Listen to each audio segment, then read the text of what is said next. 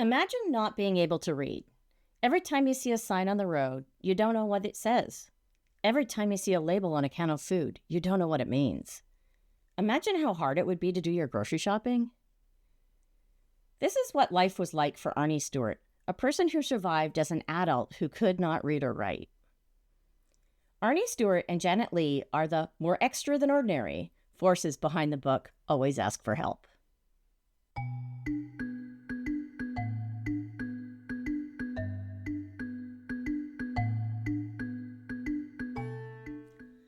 Welcome to Definitely Not Famous. I'm Rebecca Hogue, your show host. In this podcast, I seek out memoir authors who are not celebrities, at least not yet, and interview them about their books. I'm looking for stories that are more extra than ordinary. I met Janet Leigh through my first podcast, Demystifying Instructional Design. When I asked her how she came to be an instructional designer, she spoke of her time as a teacher of high school students who were struggling with literacy. This led to her telling me about the story of how she met Arnie Stewart and when she initially committed to writing his book. And one day there was a presenter who came to the school, and we all crowded into the library. And this guy, he was 59 or 60 years old, and he was shaking, and he looked scared. I thought, oh gosh, this guy's going to be a terrible speaker. And I looked at my students. I gave him that teacher look. Don't you dare do anything wrong. So he starts talking, and he said, my name is Arnie Stewart. I grew up in a little mining town in Cobalt, Ontario. I spent 2 years in grade 1, 2 years in grade 2, 2 years in grade 3, 2 years in grade 4, and 1 hour in grade 5. I don't know what happened in school. I know I was always hungry and always ashamed and afraid to ask for help. I just couldn't seem to get the ABCs. And I really don't understand to this day why not. So he proceeded to tell my students the story of his life and how he lived in a parked car for a while. He ate food out of a garbage can to survive. But his trick was he always bluffed his way through. So instead of reading the signs to go anywhere, he would just get in behind the bus and follow the bus wherever he was going. To get his driver's license, he took it 7 times. And every time he would mark a different box until he finally passed. He was like the Forrest Gump of literacy. And my students were totally enraptured by him. A lot of them cried. And one boy at the end came up to me and he said, Miss, if you look in the parking lot, see that car? I said, yeah. He said, my family lives in that car. I live in the car in the parking lot. And I'm asking for help. Can you help me? And I'm asking because of Arnie. That day, I went and I found Arnie before he left. And I said, you don't know me, but my name's Janet Leigh and I want to write your book. I want to help you speak to more kids. So that's what we did. We got together and we ended up traveling around. We spoke to 72 audiences about always asking for help and how important literacy is.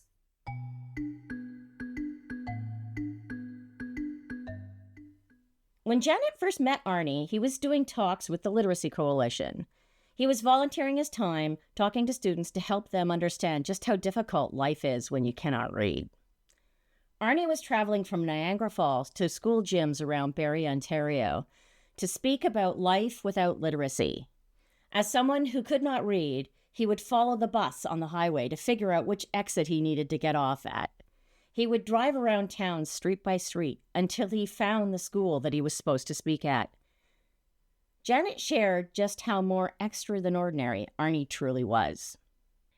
The Literacy Coalition found him places to speak. So they found him a place where he could speak in Barrie, Ontario.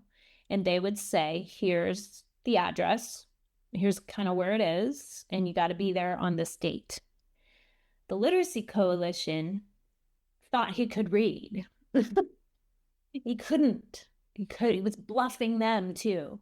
And no matter what they tried, he was still like kind of lying to them. And they thought, if I could give you an address, you'll be able to get there. Well, he couldn't. So what Arnie would do is he would get in his car the day before in Niagara Falls, and rain or shine, snow or sleet, he would get on the 400 knowing where kind of Barry was, and he would drive there the night before, go round and round in circles. And if you know where this school is, it was in Innisfil, so it's not anywhere even near Barry. It's off by the lake. Anyway, he would go round and round and round and round until he would find the school, and then he would sleep in the parking lot overnight because he was afraid he would get lost and would be late, and he didn't want to be late. He would sleep in the parking lot, and in the morning, he would oftentimes be frozen inside his car because you know what it's like. It would just snow and sleet, and then the doors would be shut. He'd have to jam his shoulder against the door and get out of the car and realize his face was full of whiskers because he'd slept there. He had a 9 o'clock shadow. He slept there overnight.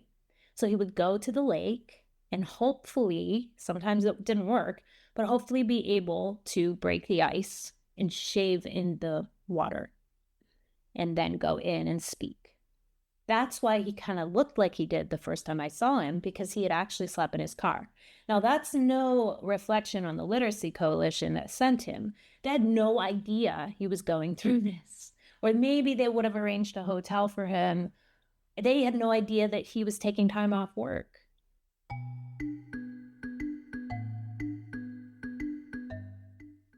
About a year and a half after Janet first met Arnie, she was no longer a classroom teacher. She worked for the school board as a literacy consultant. When she was tasked with training teachers, she returned to her promise to Arnie and designed a comprehensive plan to bring his story into classrooms.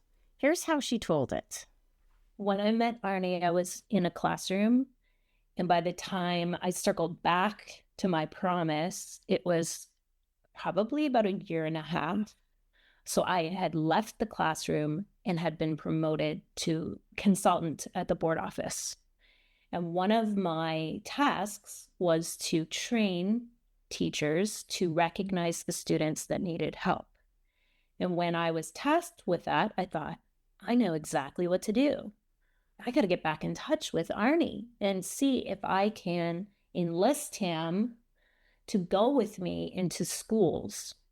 And what I'll do, I don't know where, it just came to me in the middle of the night. I thought, I know, I'll do like a before, during, and after thing with him. So I'll think about, like, what did I wish I knew about Arnie when he came to the school? I wish I had had a conversation with my students. I wish that we had done a little research about where he grew up, or looked at a picture of him and made a prediction about what he might be coming to talk about. So that's what I did. I put together this little package that was like, okay, so this is the picture of this man, and he's going to speak to us. What do you think he's going to speak about? And when you looked at the picture, you could see he was in, the picture I would send was him in a library. So you could see books, and the students would always say, oh, he's a professor. And they'd say, actually, no, he's an adult with low literacy. Let's think about that. What kind of problems do you think he might have had in life? And if he couldn't read, tomorrow I want you to think about looking around your life. And if you can't read something, how that would affect you. And so they would have questions coming into his presentation. And I love that generating questions piece. And that's the part I knew how to do, my literacy background, right? And so the students would come and they'd have their questions with them. And then they would be totally riveted and wanting to hear him tell his story, because the teachers would prepare them. They would say, when he gets here, I want you to look at your questions and, see if he answers your question.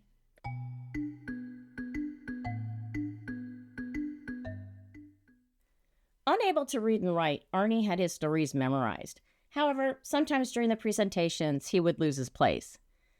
Although Arnie was a great speaker, his talks were sometimes confusing. Arnie wasn't able to bring notes to stay on track.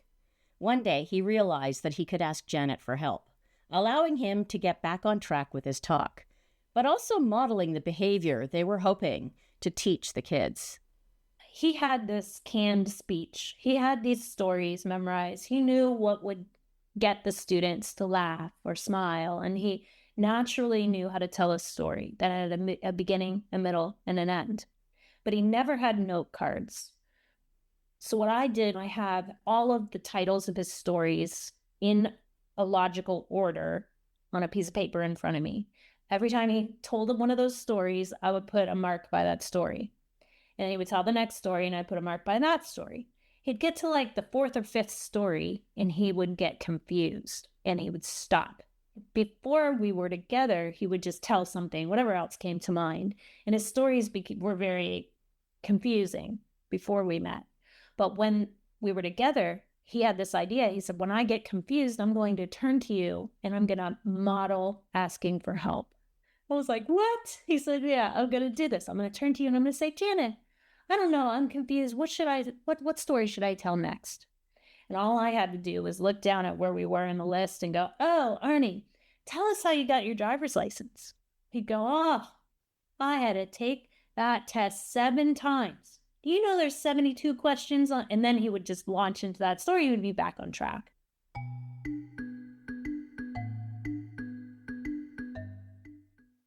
In addition to modeling asking for help, one of the innovations from their talk was the Arnie Card, a way for the kids to use Arnie to ask for help. I didn't quite understand the true power of the Arnie Card until Janet explained it to me. Well, that's the powerfulness of Arnie's story, that what astounded us was that he could stand up and tell everybody his deepest secrets. He could stand there and say, I don't care if you think I'm stupid. But he'd use the word stupid. I was like, oh, I don't care if you're going to laugh at me. I don't care anymore because I'm going to tell my story. And I'm somebody too. We all put our pants on one leg at a time. And we all just want our self-esteem, and it's okay to talk about the reality. I really fear for people with low literacy right now. People who are struggling and who are flying under the radar now. It's just not getting any better for people.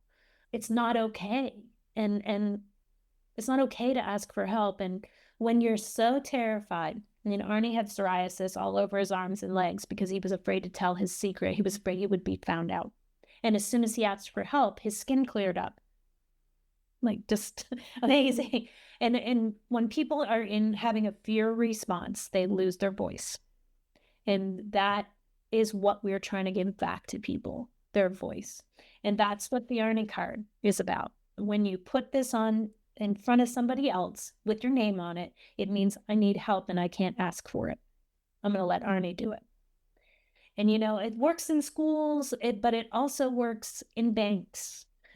It works in the real estate office. It works all over my little town here. There's Arnie Cards in the windows of the businesses that have talked to me and know about people with low literacy. And if you know what that is, when you go in there, those people will understand. They're trained to help you. So instead of giving you a form, they will come around the desk and will help you fill it out. They'll ask you the questions. They'll sit with you. If they don't just tell you to fill it out on the kiosk, they'll do it for you. Mm-hmm. It's not enabling, it's supporting. And this is for the helpers as much as it's for the people who need the help. And if you don't know what support somebody needs, you can always ask them, how can I support you? Talk to me about this. Unpack this for me. What are your questions? I'm assuming this, but you talk to me. And it's just about tone of voice, really.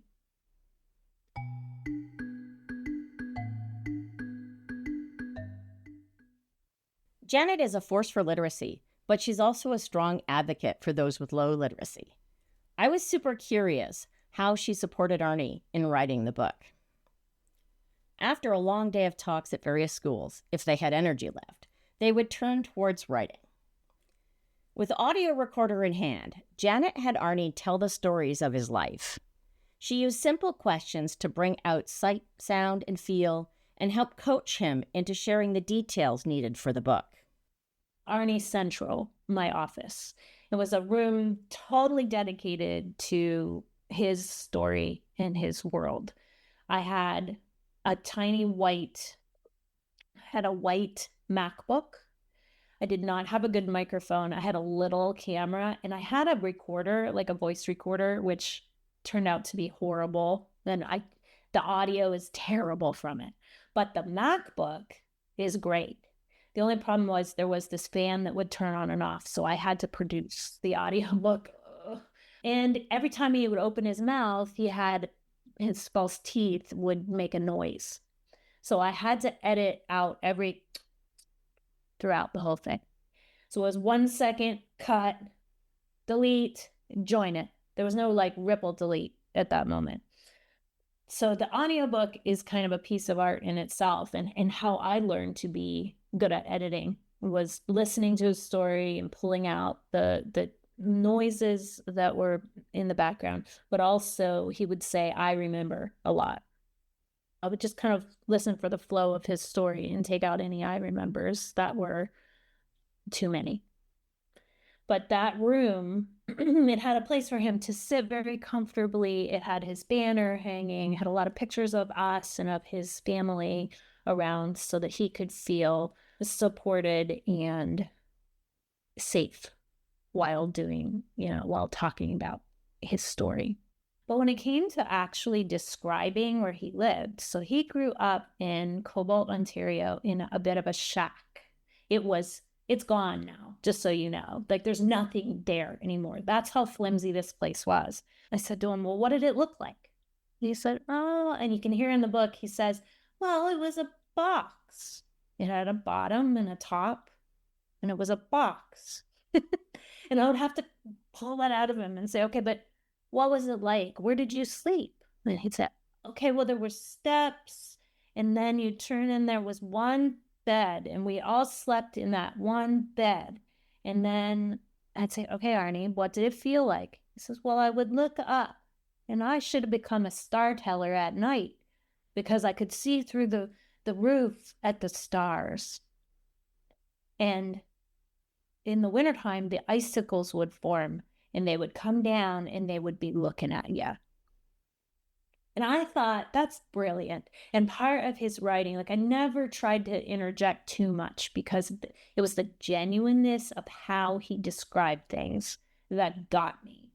So I would encourage him, and I kind of learned to keep my mouth shut. That's why a lot of times you never hear me. There's only very few moments where we talk together, but I try and keep my mouth shut because to me, all along, this was his book. And I didn't want to interject. I didn't want to ask because when I did say, what does the school look like? He would say, or what does your house look like? He'd say, it's a box. And okay, but that's really not his way of describing it. I had to get to the point where, like, tell me more about that, and then he would do it, but you'd have to give him some prompts to get there.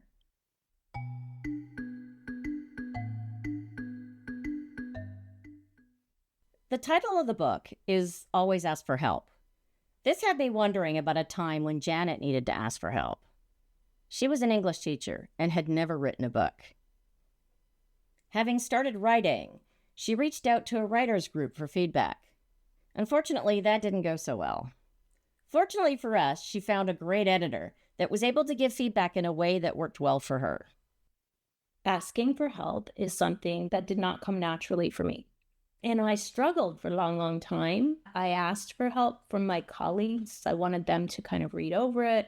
But at the same time, when you write a sort of memoir and you're including your own story in it, it's embarrassing. It was this journey I had to take of allowing people to know about me, allowing them to know that I struggled too, and I'm not perfect, and I don't know all the answers, and it's very apparent in this book. So asking for help for editing was really hard for me. It wasn't until I met somebody named Francesca Donlin, who, the minute I met her, I trusted her. And she was a little far removed from my project, but I knew that she had experience editing books. And I said to her, all right, I'm going to give you some money, and I want you to take this and tell me what's important about it. And then come back and talk with me. And we did meetings. We had a collaborative document going. She would cut some things out. She would suggest I, fill in certain pieces. And asking her for help and then having her come back in a way that didn't hurt me, didn't shut me down, it was really important, and it was rare. I went to a writers group and asked them for help, and they got into a huge discussion about whether or not I should include a certain part of this one piece of the story, and it made me cry. And I cried in public. I actually, halfway through their conversation about my work, I got up and went to the washroom and I cried. And I came back and they were still tearing it apart. And it was jarring and it was very brutal what they did. And they still apologize today. Like, I've had people come up and say, "Yeah, sorry about what we did to your work," because it shut me down. I mean, it was years before I could pick it up again. And that's what's taken so long. I mean, I say it's a 22-year journey. Well, part of that journey is me overcoming my self-esteem. And when you ask for help, it's the way other people respond that will either make or break you. Which is why I say, if you pick something, make sure you're passionate about it. Because those moments where you ask for help and they shut you down, or they turn you away and they tell you no, those moments will just kill it. I'm at the point where I can ask for help, but it's still scary. And I hope that's part of this project, that people ask for help, but those of us who can help other people do so in such a way that it maintains the integrity of the asker.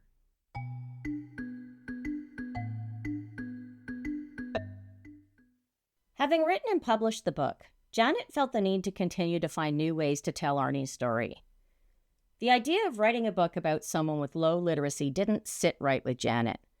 The book would reach people with high literacy, but it wouldn't reach people with low literacy. With the book finished, Janet took the next big step and started working on telling Arnie's story through film. My promise was just to tell his story, that it wouldn't die. And that's where I'm going with this project. I'm fulfilling the promise. I feel like the book is there, and that's one way to fulfill the promise. But the other way is, if I'm worth anything, if I learned anything, I know that a book is not the medium that gets to people like Arnie. If I learned anything, it's that my promise was not the smartest promise. If you think about it, a literacy project, let me write a book. It's great. And for those of us who are literate, we can read it. There are some of us who like to listen. So if you want to listen to it, the beauty is you can hear Arnie because I recorded him. It's him. It's not somebody else. It's actually, there are a couple family members who filled in a few places that were too, that the quality was eroded too much to keep. But most of the audiobook is actually Arnie's voice. Yay. And some kids, that sort of thing. But what I know gets across, I know that movies, I know visual representations of this really matter. But I'm running into some issues because the story Arnie told of growing up in Cobalt, of his box, of a house, of the cold, of sleeping in his car the night before he came in to speak at my school, those are lost. How do we represent those? Well, in a documentary, you can do a recreation. And that's fine, but if you've ever seen a recreation, I know that there's that stop in your head that goes like, oh, okay, yeah, this isn't really Arnie. I don't know if you ever think that, but it's very subtle.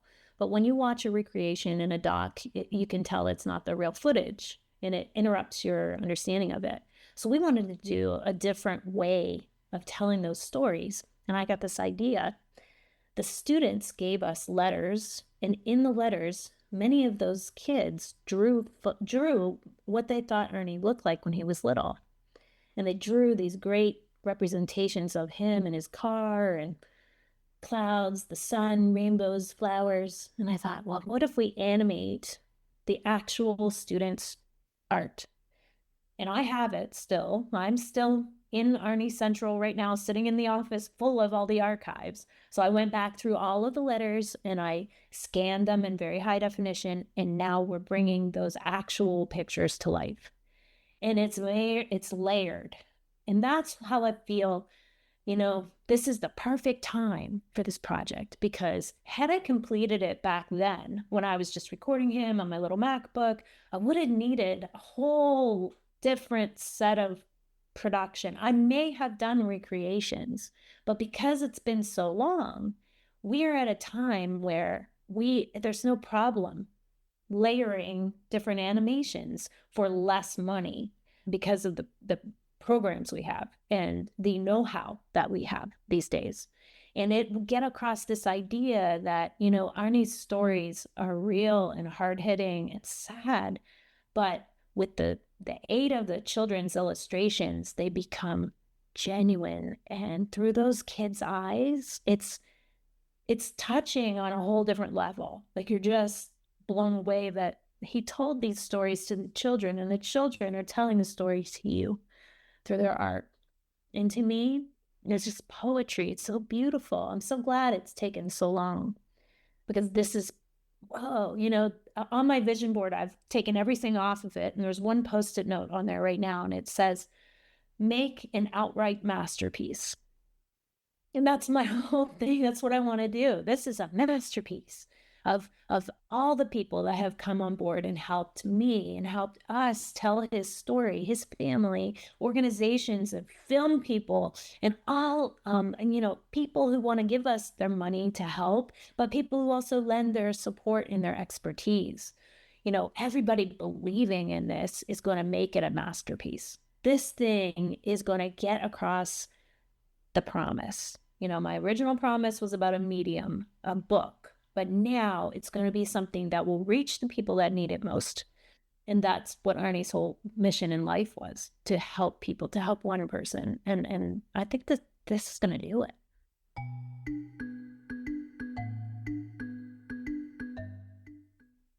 In the making of the film, I was curious. The audiobook is 4 hours long, so there is no way that everything in the book would make it into the film. I wanted to know about something about the book that's likely not to make it into the film. On page 100 of the book, it says, congratulations, you made it to page 100. And there's a bunch of teachers like stars and gold stars down, and it's Arnie, because he said, when I got to page 100 of Huckleberry Finn, I broke down and cried, because never in my life did I think I could read to page 100, and that only smart people could read that far.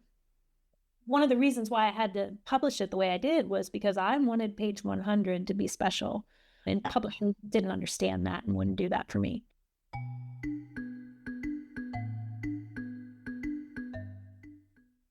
This has been a passion project for Janet for more than 22 years.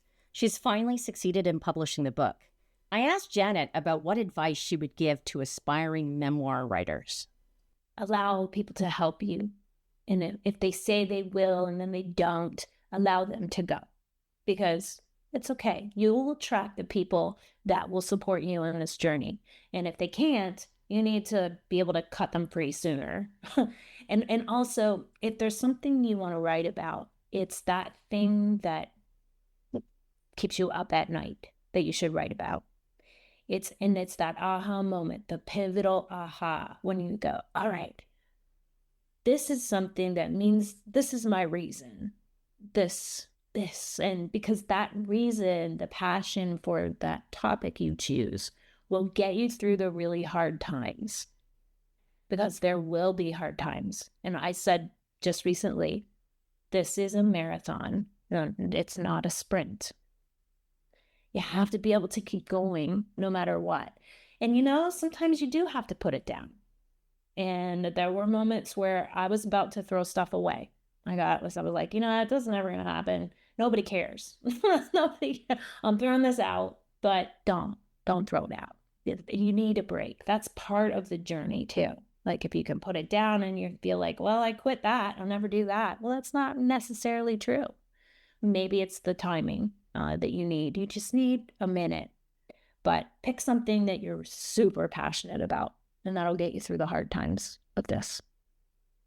And you know what? Like, have the audacity to tell the story. You don't know who needs it.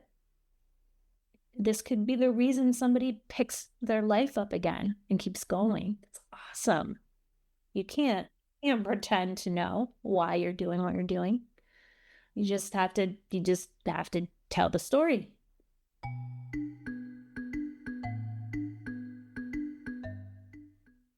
Janet has set up the website alwaysaskforhelp.com. On the site, you can see the latest information about the project. You can also purchase the book directly from Janet. All of the proceeds from the book go towards our project.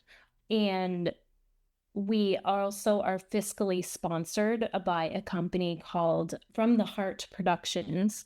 And there's a link on our website where you can click and go and donate directly to our project. What we're needing right now is we need funding to finish production. So we have this animation team who are on board, and there are students involved who are getting internships, but there are also leaders who are award winners, and they're pretty much doing that out of the goodness of their hearts right now. So if we can raise some funds, it would be fantastic to be able to pay the leadership, the people who are pulling these students together and getting exemplary work from them and training them at the same time. Once the animations are complete, we'll move into post-production, and our editor is the person who we will need to fund to finish and to cross the finish line with this project. So the link, like I said, is on alwaysaskforhelp.com.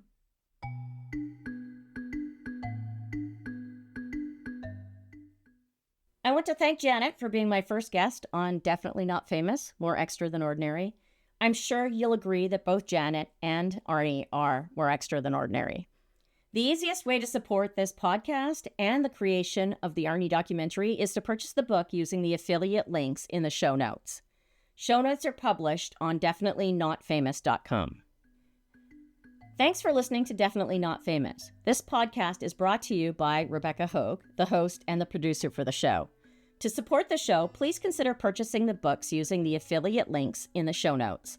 Alternatively, you can support the show using Patreon or PayPal links available on the show notes website, definitelynotfamous.com. I'm looking for more authors to talk to. If you have read a great memoir and want me to interview the author, please complete the listener's form on the website. If you're an author and you'd like to be a guest on this podcast, please complete the author guest form on the website.